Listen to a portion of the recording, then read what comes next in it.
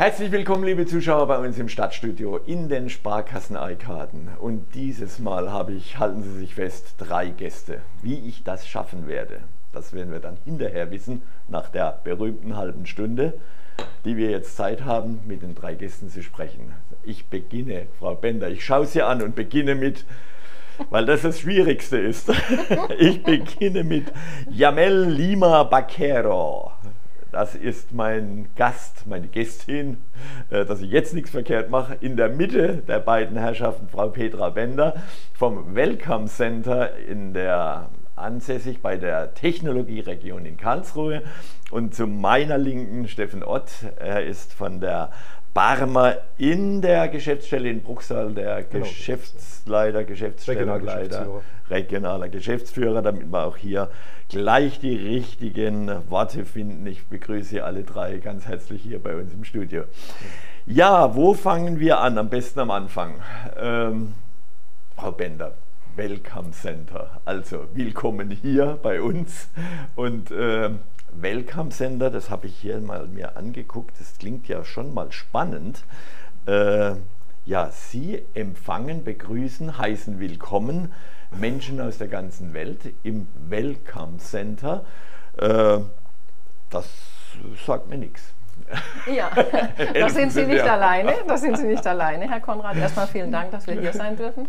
Ja, die Welcome Center, ich hole kurz aus, Baden-Württemberg wurden initiiert vom Wirtschaftsministerium des Landes 2014, um die kleinen und mittleren Unternehmen in den 12 Wirtschaftsregionen des Landes bei dem komplexen Thema Fachkräfte aus dem Ausland gewinnen und nachhaltig binden. Alles, was wir tun müssen, damit die Unternehmen ja die Fachkraft vom Junior bis zum Senior-Expert finden, bis dahin, dass der oder diejenige tatsächlich im Unternehmen integriert ist. Darf ich eingrätschen an der Stelle?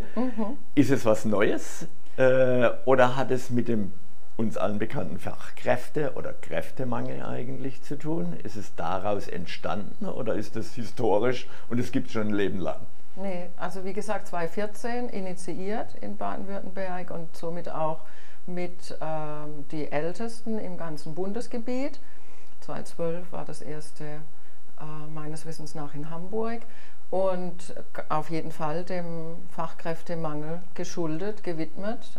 Die demografische Entwicklung spricht für diese Welcome Center und für den Service, den wir bieten. Das ist vor 10 Jahren gewesen ungefähr. Da haben Sie schon bemerkt, irgendwann klemmt es. Ja. Jetzt klemmt es aber schon lange. Waren Sie nicht erfolgreich? Wir sind erst seitdem am Start. Also beziehungsweise wir in Karlsruhe gar erst in Persona seit 2018. Vorneweg gab es uns als Online-Portal, inkludiert in das Landesgeschehen. Und ja, doch, wir sind erfolgreich.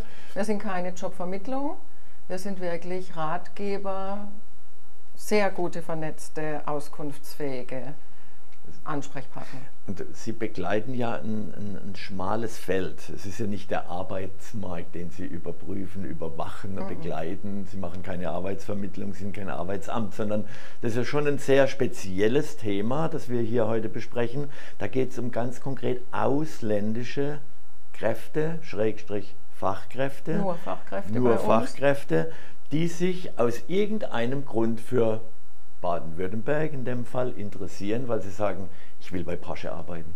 Wie komme ich da hin? Da brauche ich aber irgendwie ja Unterstützung, Hilfe, Ansprechpartner, Netzwerke. Ruft dann der kleine, nee, das darf ich jetzt nicht sagen, der große Italiener an bei Ihnen und sagt, Frau Bender, ich komme, wo muss ich hin?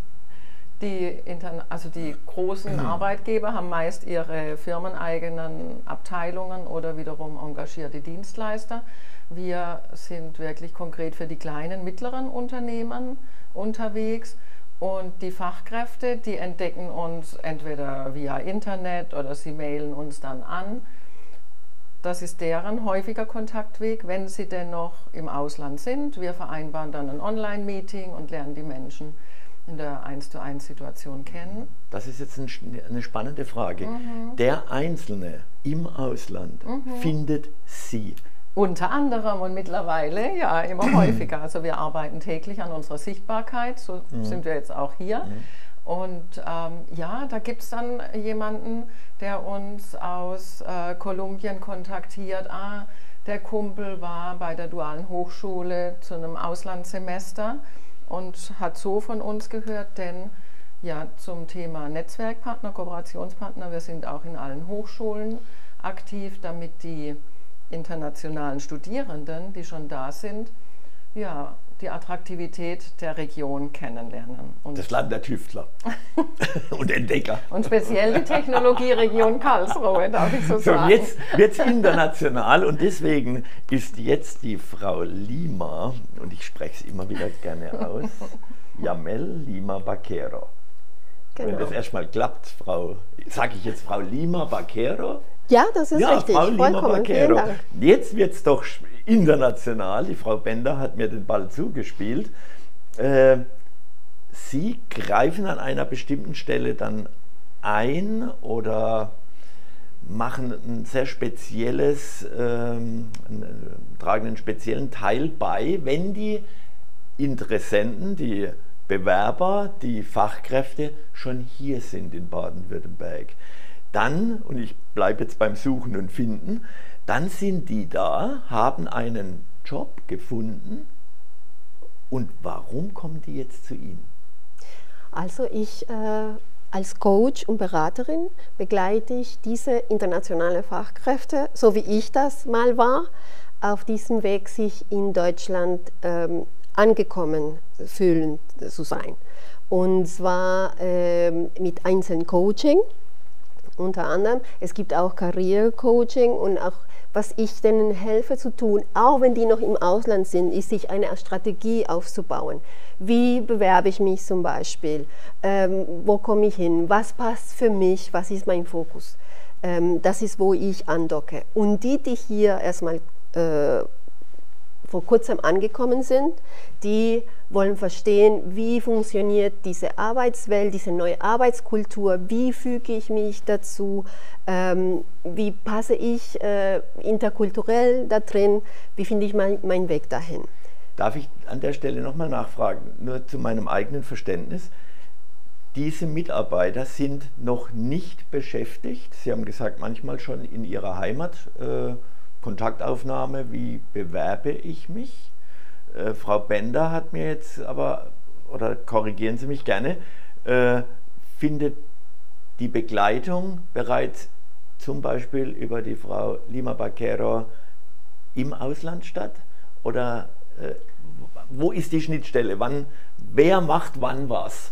Also Sie dürfen uns so als Generalisten sehen. Wir begleiten. Wir werden von Menschen angesprochen, die noch auf Jobsuche sind, noch im Ausland. Manche sind seit kurzem im Inland, auch auf Jobsuche. Manche sind bei einem Arbeitgeber und haben Fragen zum Familiennachzug, ein ganz großes Thema. Und ganz wenige sind schon seit einigen Jahren hier und haben mit der Sprache vielleicht erstmal einen einfacheren Job angenommen und wollen jetzt gemäß ihrer Qualifikation arbeiten.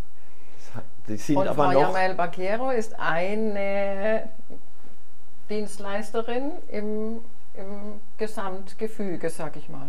Aber weil Sie jetzt gesagt haben, da möchte ich einfach nochmal nachhaken, die sind noch in ihrer Heimat im Ausland, da haben Sie schon den Kontakt?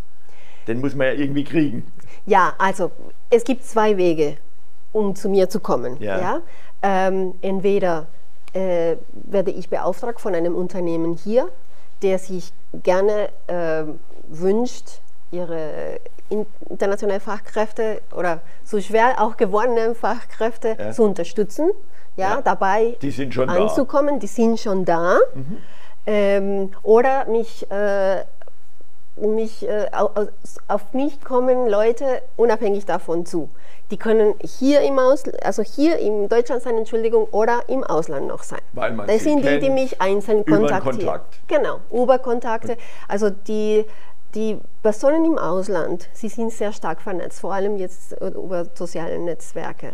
Und die informieren sich, vor allem über Bekannte, wie komme ich dahin oder dahin.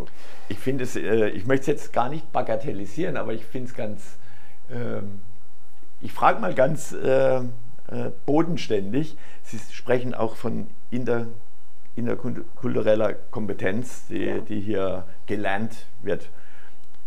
Muss man Dinge lernen, wenn man nach Deutschland kommt und arbeiten will? Pünktlichkeit, solche Dinge, solche Tugenden, die man uns immer anhängt. Ist es noch ein Argument, das auch ausländische Mitbürger mitbekommen müssen? Oder das Schnitzel mit Pommes, wie man also Essen, Trinken, Leben, Verhalten, Tugenden, fällt das auch in ein Coaching mit rein oder bin ich da auf der völlig falschen Spur? Das ist eine sehr gute Frage, Dankeschön. Integration und Miteinander kulturell ist keine Einbahnstraße. Also da müssen beide Seiten voneinander lernen. Und was ich nicht gerne tue, ist in Schubladen zu arbeiten. Was ich in meinen Coachings oder in meinen Workshops, die ich an Unternehmen anbiete, was ich tue, ist eine Art Kriterien oder eine Art Brille.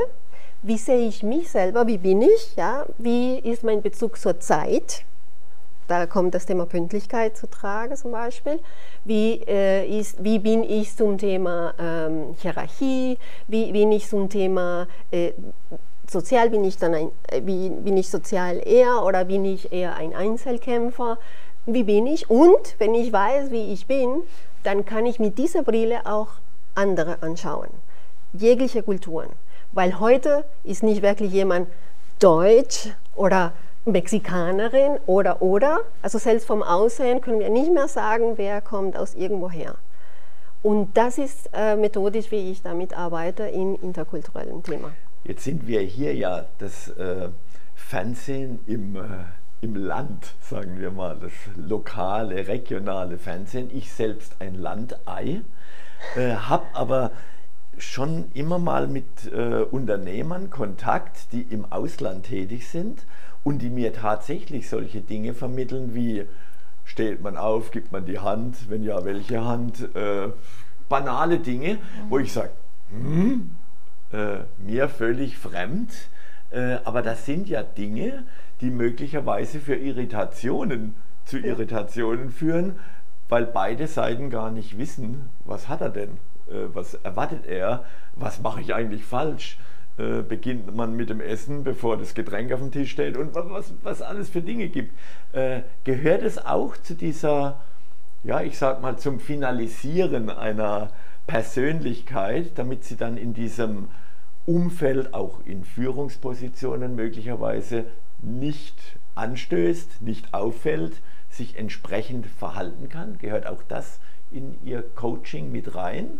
Das gehört auch im Coaching mit da rein, wobei auch die Offenheit, ne, wenn man auch jetzt hier im deutschen Kontext sich befindet und jemand aus dem Ausland kommt, gehört auch diese Offenheit dazu.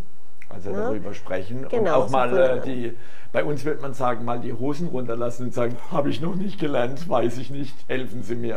Ist das auch angemessen? Darf man ja, das? Also muss nicht alles wissen. Ja, natürlich.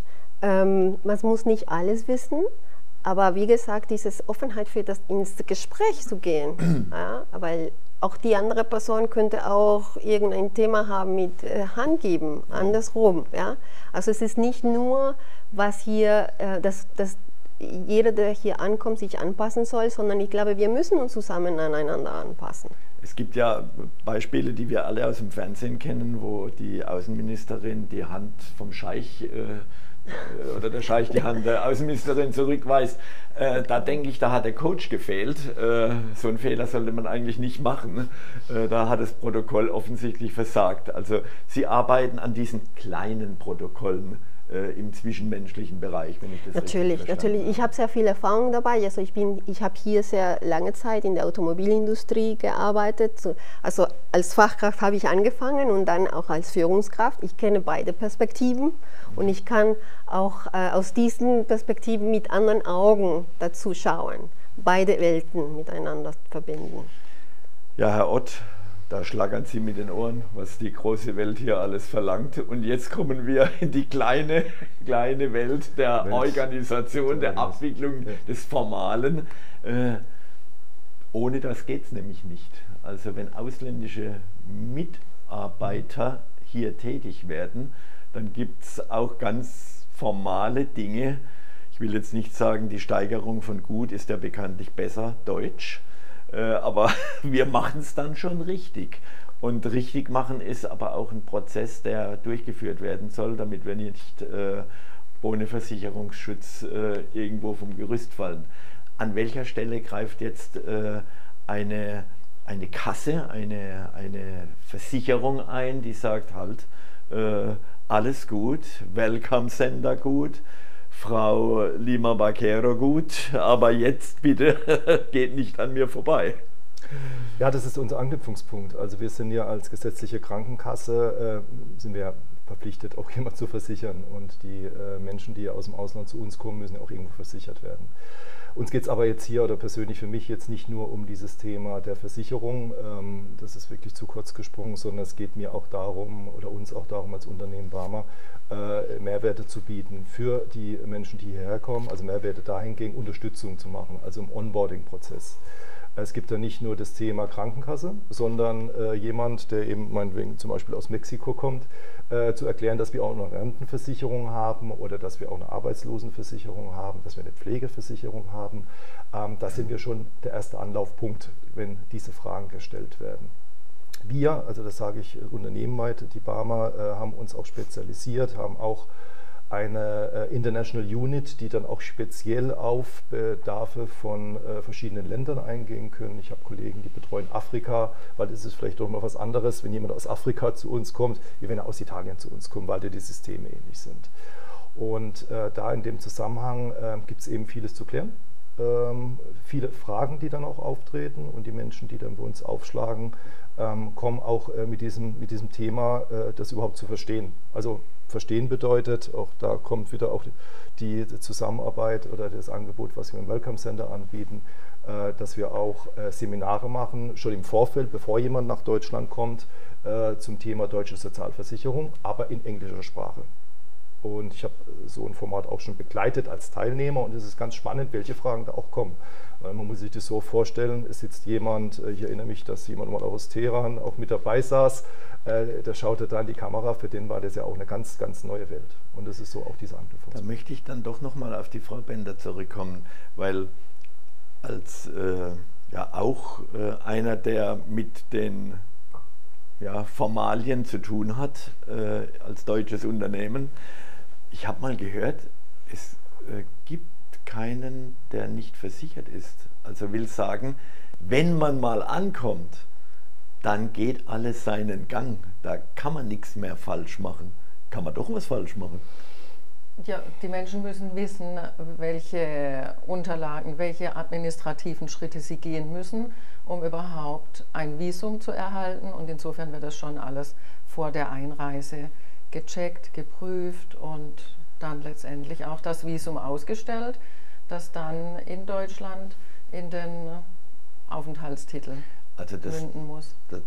Ich versuche es nochmal zu ordnen. Das heißt, im Vorfeld, also wenn ich mal bei der Firma angekommen bin, dann wird mich die Firma ja ob groß, ob klein irgendwie mitorganisieren müssen. Also von der Anmeldung bis zur Versicherung, um noch auf das Thema Versicherung einen Blick zu werfen. Aber da geht es ja um viele andere Dinge noch, die man einfach machen muss. Nicht zu vergessen, Steuererklärung und ID-Nummer, heißt es so, oder? Bankverbindung, ja, alles, was auch immer. Alles, also das sind ja Dinge, an denen kommt ja kein deutscher Arbeitnehmer vorbei oder ein Arbeitnehmer vorbei.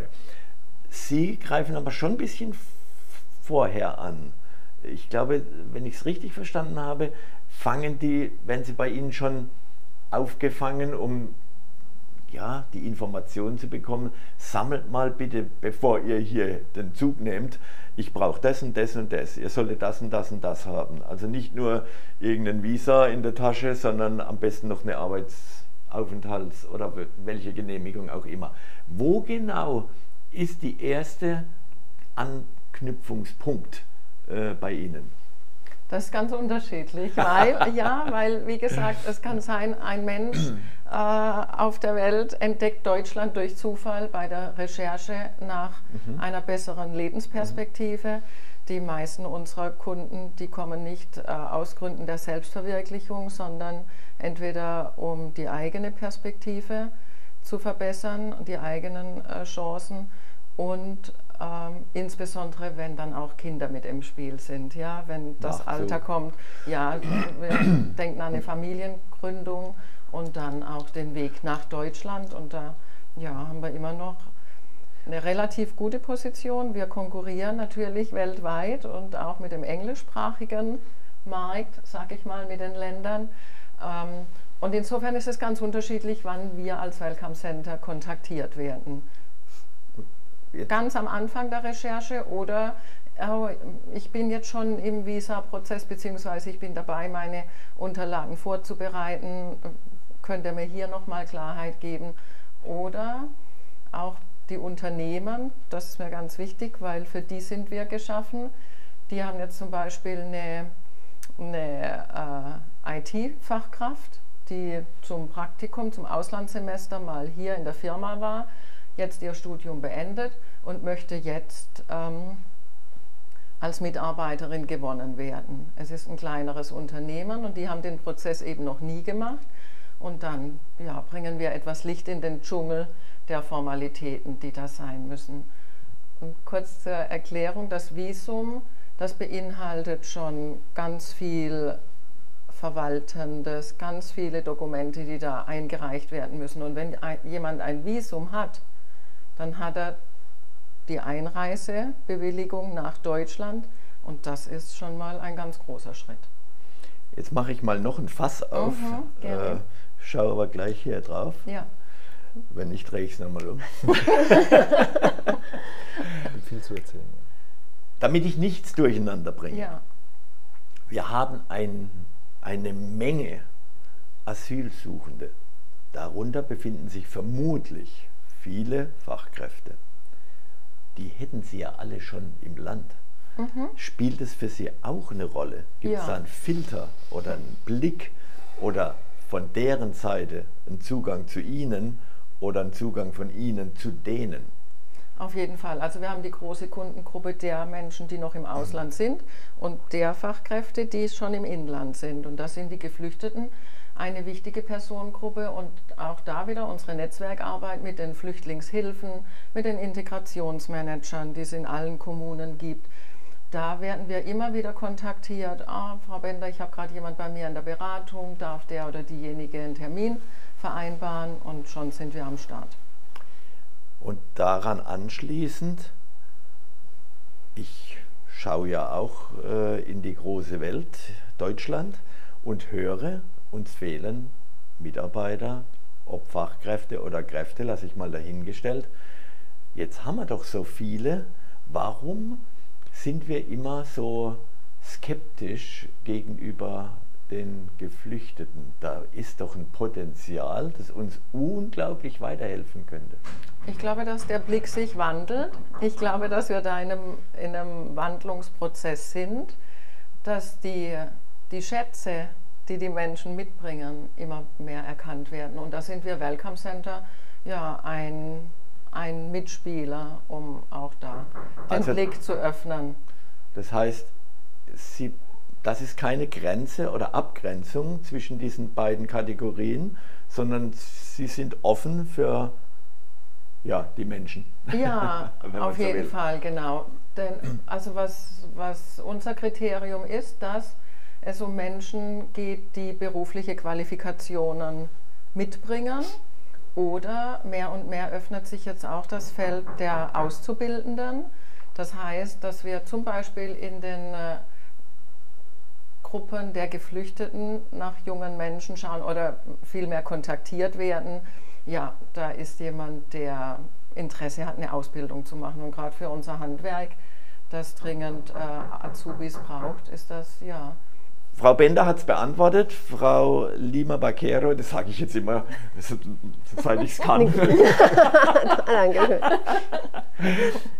Das ist nicht ganz Ihr Fokus. Sie sind jetzt nicht mit dem Fernglas unterwegs und gehen suchend durch die Erstaufnahmeeinrichtungen, um Talente zu suchen. Oder kann selbst das passieren? Wie finden Sie Ihre Ansprechpartner? Sind Sie aktiv oder über Kontakte? Oder warten Sie, bis jemand anruft und Sie sagen dann, ja, ich bin's, was kann ich tun? Also ich fange von vorne an. Bei mir ist ein ganz wichtiges Anliegen, dass eben beide, sowohl Unternehmen als diese wertvolle Fachkräfte aus dem Ausland, eine langfristige Beziehung, und zwar auf Augenhöhe. Das hat auch damit zu tun, mit dem, was Sie gefragt haben vor kurzem, dass sie das entwickeln können, weil nur dann können diese Fachkräfte sich beruflich und aber auch fachlich entfalten und sie können eben dann hier bleiben. Ich habe das, weiß ich nicht, vorhin gesagt, doch, ja, in der Technologieregion Karlsruhe, im Unternehmen und in Deutschland. Davon profitieren wir alle, also beide Parteien und das ganze Land. Und in diesem Zuge, wie komme ich auf Kontakte? Wie gesagt, dann einige erreichen mich auch so über soziale Netzwerke, einige sind über ein lateinamerikanisches Netzwerk, wobei ich biete das Coaching und meine Formate auf Deutsch, Englisch und Spanisch an.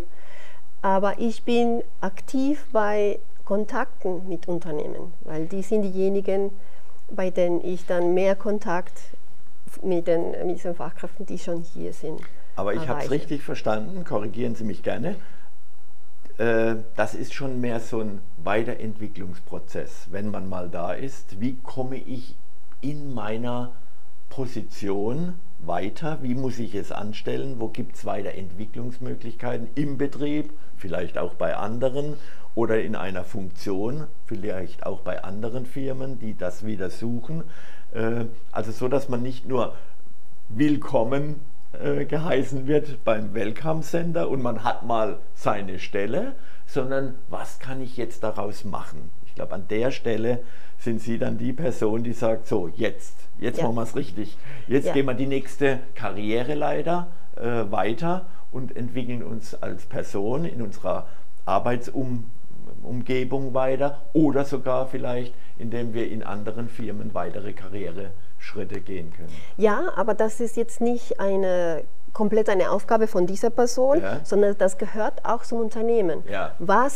Welche Schätze bringen diese Personen? Ja. Wie unterstütze ich die? Brauchen sie dann vielleicht ein eigenes Netzwerk in der Firma? Brauchen sie vielleicht einen Sprecher in der Firma? Also ich weiß es nicht. Ja. Es gibt dann zum Beispiel in Krankenhäusern viele, die also wirklich in Gruppen kommen. Und da habe ich beobachtet, dass es nicht so viele Angebote gibt, um die wirklich zu unterstützen. Entweder als Gruppe, als Netzwerk in der Firma oder dann wirklich dann die zu positionieren, wo sie sind oder dass sie sich dann wohler fühlen. Da kann ich gerne unterstützen. Das ist natürlich eine Sache der Unternehmen, richtig, die in eigenem, ganz egoistischen Interesse das Wohlbefinden ihrer Mitarbeiter ja, mit ihrer Unterstützung dann fördern wollen. Die wollen natürlich nicht, dass sie die Mitarbeiter dahingehend unterstützen, dass die zu einer anderen Firma gehen. Natürlich nicht. Darum geht es nicht. Also, und das ist ganz wichtig. Also eins von zwei ausländischen Personen und Fachkräften leider geht wieder weg.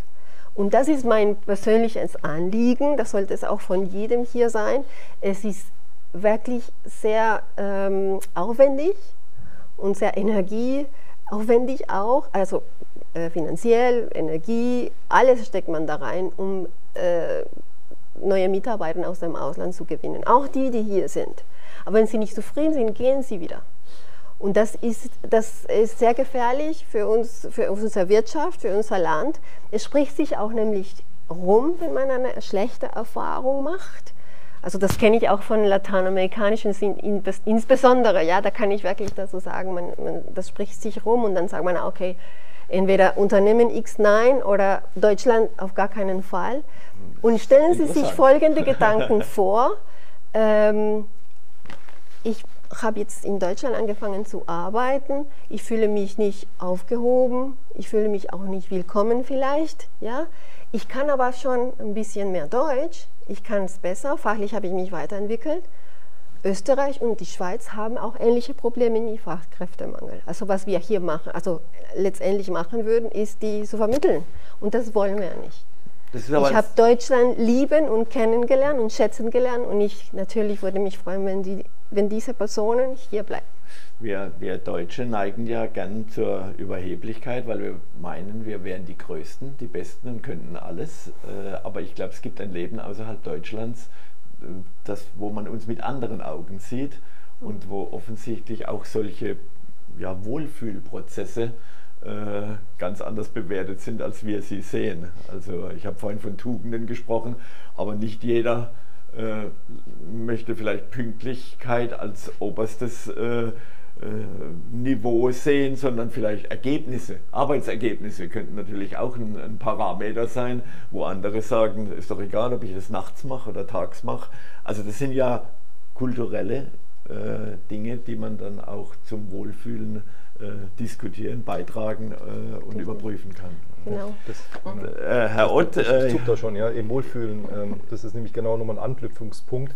Das zahlt ja auf die Arbeitgebermarke ein. Warum jemand bei sich beim Arbeitgeber auch wohlfühlt und eben ist Employer Branding. Und wir selbst unterstützen da auch die Firmen in der Region, was genau diese Arbeitgebermarke anbelangt. Natürlich im Gesundheitskontext, Angebote, Maßnahmen zur Firmengesundheit, die aber auch inzwischen auch in verschiedenen Sprachen, also der Schwerpunkt ist ja auch Englisch, dass wir Beratungen in Englisch anbieten können. Aber da ist natürlich jetzt nicht nur die internationalen Fachkräfte dann gemeint, sondern natürlich auch alle Arbeitnehmerinnen, alle Arbeitnehmer in einem Unternehmen. Und das geht eben genau darum, weil es ist auch so dieses Thema Arbeitskräfte finden, auch binden, was wir auch unterstützend tätig oder unterstützend auch tun. In diesem Bereich ist auch unser öffentlicher Auftrag, weil wir ja gerade, was das Thema Firmengesundheit anbelangt, auch von Seiten des Gesetzgebers vom SGB V auch Angebote liefern müssen und wir verbinden das natürlich dann auch, oder mein Ansinnen oder das Ansinnen der Barmer ist, das intelligent auch mit Partnern aus der Region zu verbinden.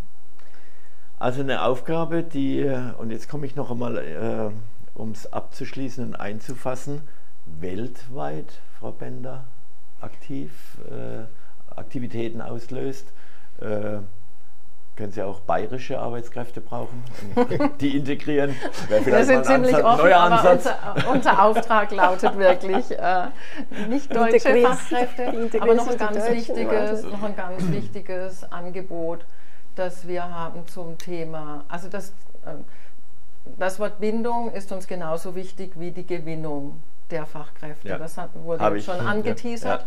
Wie wichtig es ist und wir haben seit langem schon eine Reihe am Start, die nennen wir International Come Together, da laden wir ein, 2 Stunden am Abend, ähnlich einem Afterwork-Format und so sind wir zum Beispiel am 30. September hier in Bruchsal, ja, mit Frank Kowalski, ich nenne es jetzt mal Tourismuschef, genau,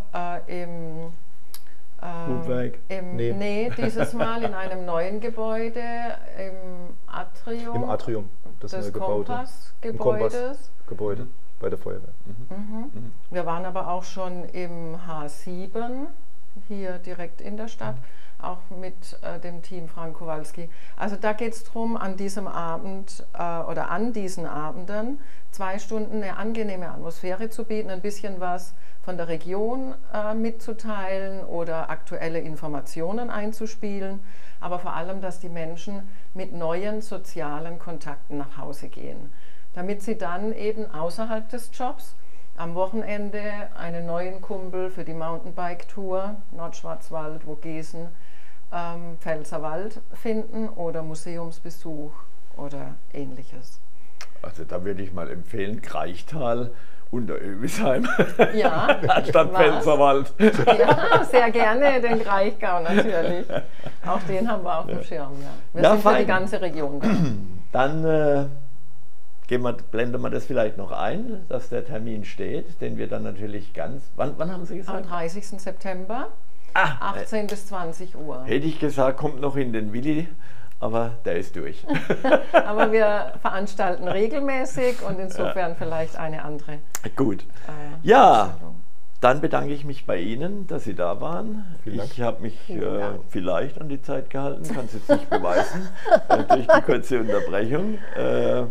Vorsichtshalber drehe ich es mal um und verabschiede mich bei unseren Zuschauern. Liebe Zuschauer, das war heute etwas, ja, war nicht ganz einfach und auch nicht für jeden, aber für all diejenigen, die sich dafür interessieren, aus der Unternehmerschaft möglicherweise, aber auch aus dem Umfeld der eigenen Freunde, Bekannten, Verwandten, die irgendwohin einen Kontakt haben oder suchen, wenn es um das Thema Arbeitsplatz, Integration, Fachkräfte, Ausland, was auch immer geht, da gibt es tatsächlich doch einen Ansprechpartner, eine Telefonnummer, eine Kontaktstelle und ich empfehle Ihnen dann die Frau Bender, die hier bei uns war und genauso empfehle ich Ihnen dann gegebenenfalls auch die Frau Lima Baquero und das spreche ich doch jetzt immer wieder gern aus.